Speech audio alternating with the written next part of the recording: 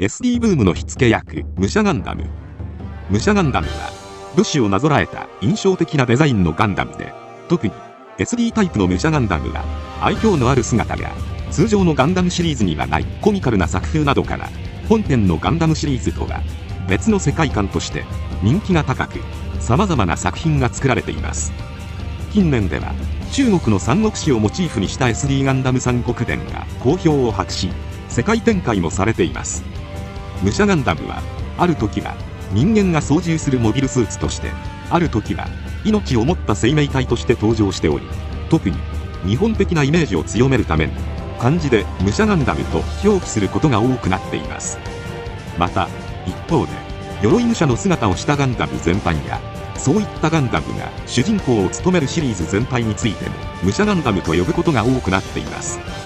今回は、そんな武者系の SD ガンダムの中でも元祖となった武者ガンダムについて解説させていただきます。正義の鉄槌受けてみよう。まず武者ガンダムが初めて登場したのは講談社から出版されていたコミックボンボン1985年6月号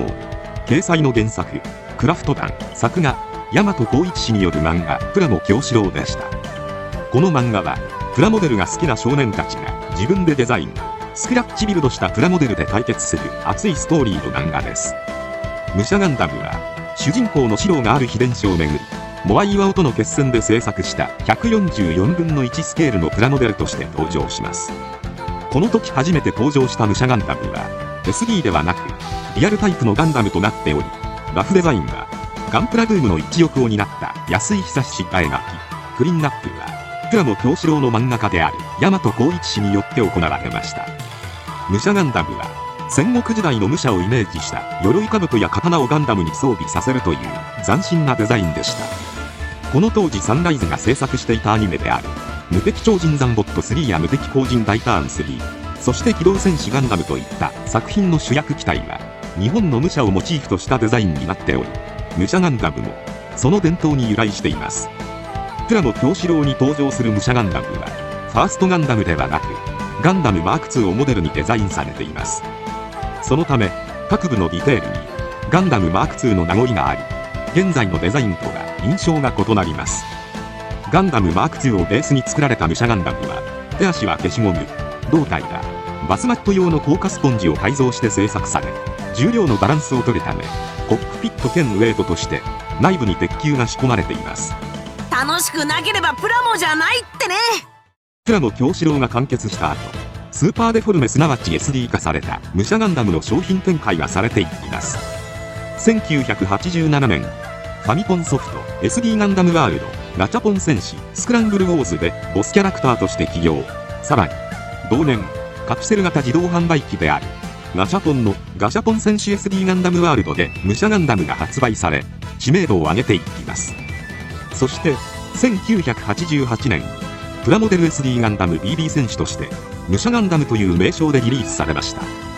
カードダス SD ガンダムワールドでの登場など数々の契機が重なり、武者ガンダムは SD での商品展開がされるようになりました。そして同時期に最初の武者ガンダムのストーリーラインである SD 戦国伝が誕生します。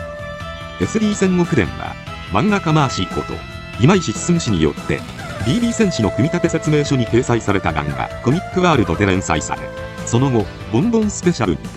SD 武者ガンダム風雲録と題し、 BB 戦士の組み立て説明書では描ききれなかったストーリーをより詳しく描かれることになりました。この時武者七人衆からガンダムの表記が漢字のガンダムに変更されます。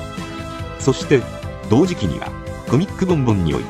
て SD ガンダムプラモデルのシリーズであるBB 戦士を題材とした漫画ハイパー戦士ガンダムボーイが連載され、主人公の天地大我が愛用するノーマルガンダムが SD 戦国伝に逆輸入されるタイアップ展開も行われました。こういった流れから武者ガンダムといえば SD ガンダムというイメージが定着し、さらに SD ガンダムというジャンルの中で武者ガンダムという一つのジャンルが定着するようになったのです。武者七人衆で登場する武者ガンダムの武装は愛刀、武球鞠、薙刀、武根、種子島ライフルを持っています。七人衆の中では実力は最強なのですが、乗り物酔いが弱点です。そのため他の七人衆のように支援メカや守護獣との合体ができません。なお武者七人衆の続編である風林火山編において3代目ガンダム大将軍に出世する人物でもあります。 SP としての武者ガンダムが定着する中、逆輸入となりますが SP から一転して再び8頭身のリアル系の武者ガンダムも再び登場します。プラの京志郎で登場した武者ガンダムはガンダムマーク2を衣装としていましたが、このリアルタイプ武者ガンダムは SD 戦国伝武者7人周辺のデザインを踏襲して制作され、1990年モビルスーツ戦国伝シリーズとしてプラモデルでリアルタイプ武者ガンダムが発売されます。こちらでは大河原邦義によるファーストガンダムをベースに SD 戦国伝の武者ガンダムの鎧に独自のアイデアを加えて再デザインされました。なおモビルスーツ戦国伝におけるガンダムは SD 戦国伝のような生命体ではなく、説明書によるとアムロ0ならぬアムロナルが登場するとされており、通常のガンダムシリーズ同様に機動兵器として扱われています。リアルタイプの武者ガンダムについてはこのデザインが長年採用されており、1998年加藤はじめ氏によるイラストレーションシリーズガンダムフィックスでリアルタイプのモビルスーツ戦国伝武者ガンダムが描かれました。しかしその後はリアルタイプの武者ガンダムはほとんど登場しなくなり、数々のファンアートが描かれることになっていきます。その後2007年ガンダム無双においてチーフプロデューサー堀内義康氏の提案によりオリジナルモードのボスキャラクターとしてリアルタイプの武者ガンダムが登場。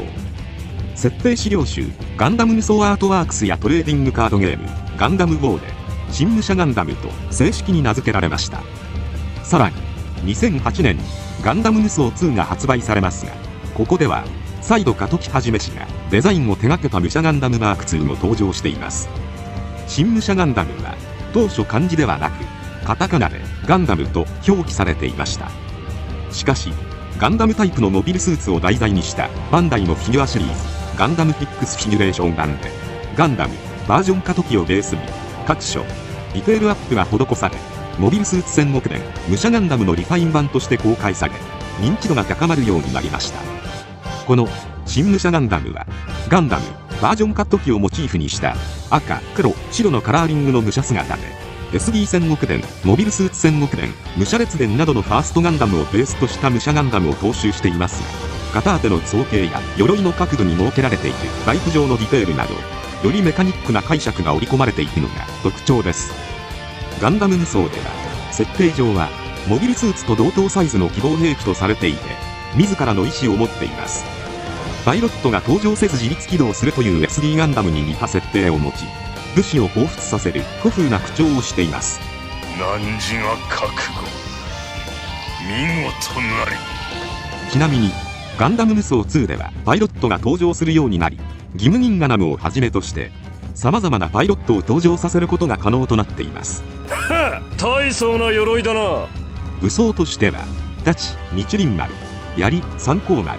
薙刀電光丸、家宝種子島を装備しています。太刀日輪丸は刀からエネルギー波を飛ばすことが可能です。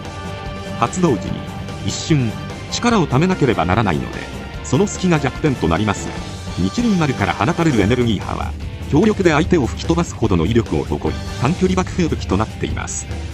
通常は鞘に収められており、侍のように腰にマウントされます。槍三光丸は陣部が三つ股になっており、歴史上の人物である戦国武将真田幸村の愛想う大千鳥十文字槍に似た形状になっていて、月の範囲を拡大する工夫がなされています。全長は新武者ガンダムよりも長いため、遠い間合いからの突きが可能です。薙刀電光丸は刀身が長く広範囲をなぎ払うのに適した形状になっており、全長も三光丸同様に新武者ガンダムよりも長いため攻撃範囲が広く、複数機相手にする戦局で効果を発揮する武器となっています。家宝種子島は単発弾3弾の2種類の弾種に変更が可能な武装です。単発弾はユニコーンガンダムのビームマグナムと似ていて、モビルスーツを貫通させるほど強力です。また3弾は100式の拡散式クレーバズーカに似た武装で、1射につき実弾8発撃ち出すことが可能となっています。どちらも射程が短いなどの欠点がありますが、非常に高威力実弾兵装になっています。新武者ガンダムは特徴的な鎧が重い分、動きは若干鈍くなるものの、耐久性と防御力に優れ、近距離戦に特化した機体となっています。新武者ガンダムは、ガンダム無双では、強者を探し求めており、争いや力こそが人類を強くすると信じてさまよっており、戦いにより、さらなる高みへと人類を導いていくことが、己の宿命と狂気に満ちた思想を持って、ボスキャラクターとして登場します。武者ガンダムはリアルタイプから始まりましたが、その人気の高さから SD になり、ブランド化したシリーズとなりました。また、武者ガンダムシリーズの人気の高さから SD 三国伝が生まれ、さらに、三国総決伝が日本を除く世界14カ国以上で展開されており、21年に逆輸入されて日本でも展開されます。武士と侍という日本文化を持った武者ガンダムは、これからも時代とともに変化し、世界中で新たな姿を見せてくれるのではないでしょうか。余談ですが、動画を見ていただいてお気づきの方もいらっしゃるかと思いますが、ゲームの方はガチャポン戦士、カプセルトイがガチャポン戦士となっており、ガチャポンとガチャポンの違いがあります。ガチャポンとはバンダイの登録商標であり、ガチャポン戦士はガチャポンの商標登録以前に発売されたゲームだったため、ガチャポンとなっています。他社のカプセルトイに比べると、ガチャポンは反転キャラクター物に強いことが特徴的となっています。ちなみにガチャはタカラトミーアーツの登録商標となっています。